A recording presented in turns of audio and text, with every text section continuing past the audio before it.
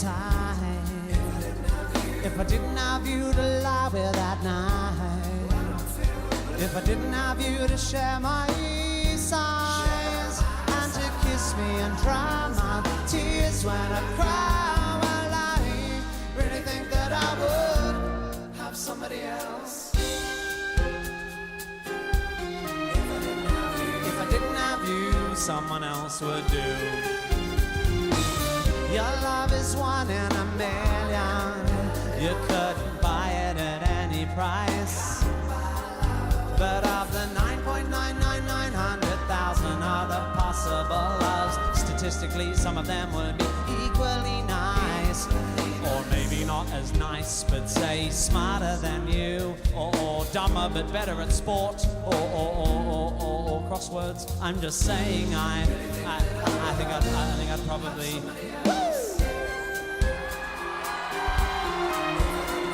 If I didn't have you, someone else would do.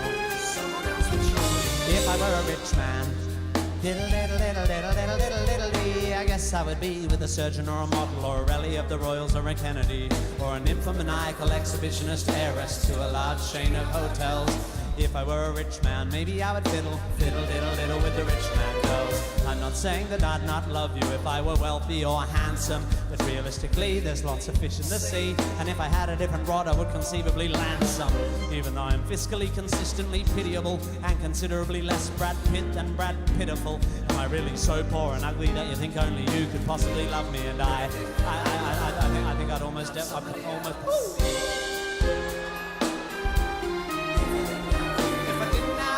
Someone else would do.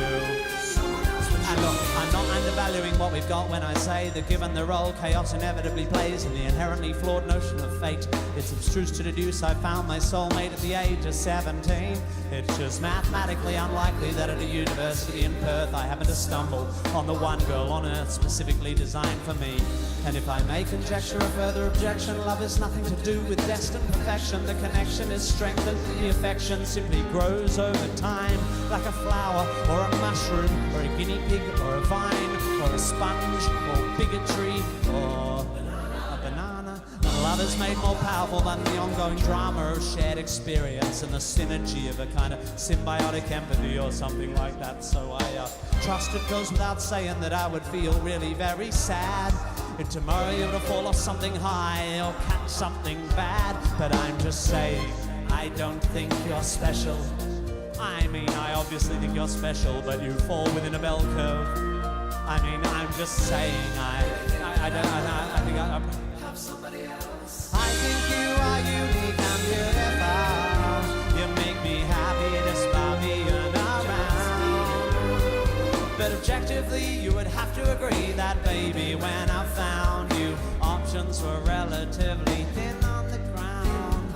You're lovely, but there must be girls as lovely as you, and maybe more open to spanking or spanking. I'm just saying,